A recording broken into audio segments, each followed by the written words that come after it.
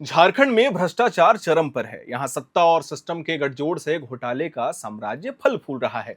System में बैठे अधिकारी और रसूखदारों के पैठ से सत्ता के नाक के नीचे से सरकारी राशि और सरकारी जमीनों को डकार लिया जा रहा है। गरीबों के हक को फाइलों में निपटाकर उसका बंदरबाट भी किया जा रहा है। चलिए सबसे पहले आपको बताते हैं अभी के सबसे बड़े घोटाले के बारे में। हजारीबाग का चर्चित वन भूमि घोटाला, जिसमें तत्कालीन डीसी के सहयोग से खास महल की जमीन बेच दी गई। अब जरा सोचिए, जिसे सरकार ने सिस्टम चलाने की जिम्मेदारी सौंपी, उसने ही उसमें सेंध लगा दी, यानी कि सहयोगियों के साथ मिलकर अपने परिचित को इसका लाभ दिया। खास महल की जमीन बेच दी गई। जब इस मामले का खुलासा हुआ तो सिस्टम में बैठे अधिकारियों के बीच खलबली मच जाती है।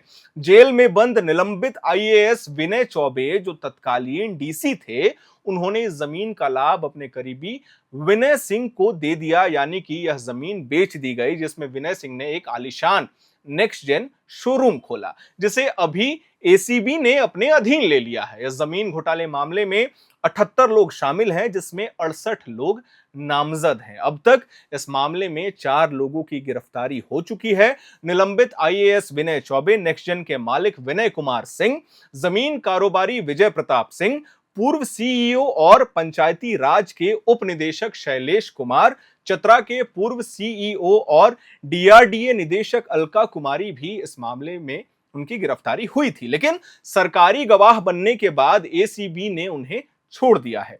अब इस जमीन घोटाले के मामले से कई कड़ियां जुड़ती हुई नजर आ रही हैं। हम आपको बता दें कि इस केस में एक नया मोड़ आया है, जिससे पुलिस महकमे में पूरी तरीके से खलबली लगातार मची हुई है। दरअसल जब नेक्स्ट जेन के मालिक विनय सिंह की गिरफ्तारी हुई, उनके बाद उन्हें हजारीबाग के जयप्रकाश नारायण जेल में शिफ्ट किया गया था। विनय सिंह का रसूख इतना कि जेल में भी वो घर जैसी सुविधाएं उठा रहे थे। यहां तक कि उसको जेल में चलाने के लिए आईफोन 15 भी दिया गया था। विनय सिंह ने अपने परिचित राज्य सरकार में पैठ रखने वाले अधिकारियों से जेल से ही बातचीत की। उसके बाद पुलिस के कान खड़े हो जाते हैं।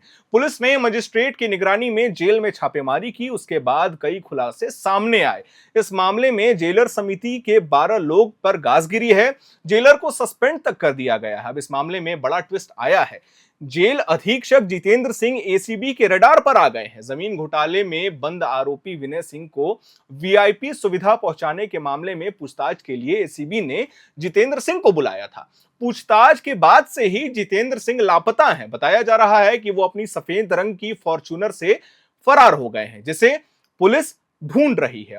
अब बड़ा सवाल है कि आखिर जितेंद्र सिंह के भागने के पीछे का कारण क्या है? क्या कोई और बड़ा खुलासा, या जितेंद्र सिंह का खुद का भ्रष्टाचार से खड़ा किया हुआ साम्राज्य? दरअसल जितेंद्र सिंह पर जेल अधीक्षक के पद पर रहते हुए आय से अधिक संपत्ति अर्जित करने का भी आरोप लगा है। जेल अधीक्षक जितेंद्र सिंह की पत्नी का नाम है इहा गौतम। उनकी पत्नी के नाम से रांची में एक जमीन ली गई और उस पर होटल बना दिया गया, जिस होटल का नाम है टुक टुक। यह होटल देखने में बेहद ही साधारण लगता है, लेकिन लोग यहां बैठकर 56 से 60 हजार तक का खाना खा जाते हैं। यह हम नहीं कह रहे, बल्कि यहां पर जो पेमेंट का बिल है उसके अनुसार तो यही दर्शाता है कि एक एक बार में लोग यहां इतनी रकम का खाना खा जाते हैं। इस होटल से एक एक दिन में 2-2 लाख रुपए इहा गौतम के खाते में जमा होते हैं। दूसरी तरफ जेल अधीक्षक की पत्नी एक फार्मा कंपनी की निदेशक भी है, जहां उन्हें बतौर निदेशक लाखों रुपए का वेतन दिया जाता है। जेल अधीक्षक जितेंद्र सिंह के दोस्त, जिनके नाम से रांची के खेलगांव में फ्लैट है, ये कोई संयोग है या फिर भ्रष्टाचार की काली कमाई खपाने के लिए रिश्तेदारों और सहयोगियों का नाम इस्तेमाल हो रहा है? ये बात है। आरोप है कि भ्रष्टाचार के पैसों को खपाने के लिए पेपर पर कंपनी खड़ी कर दी गई, साथ ही होटल के नाम पर उगाही की जा रही है। अब जितेंद्र सिंह के गायब होने की खबर है। इस पूरे मामले में जितेंद्र सिंह को कौन बचा रहा है, ये सबसे बड़ा सवाल है। क्या किसी और की मिलीभगत है या किसी और की कलई खुलने का डर? यह मामला जितना सहज दिख रहा है उतना है नहीं। इस मामले में जल्द ही एक और बड़ा खुलासा एयर नाउ पर होगा। देखते रहिए एयर नाउ।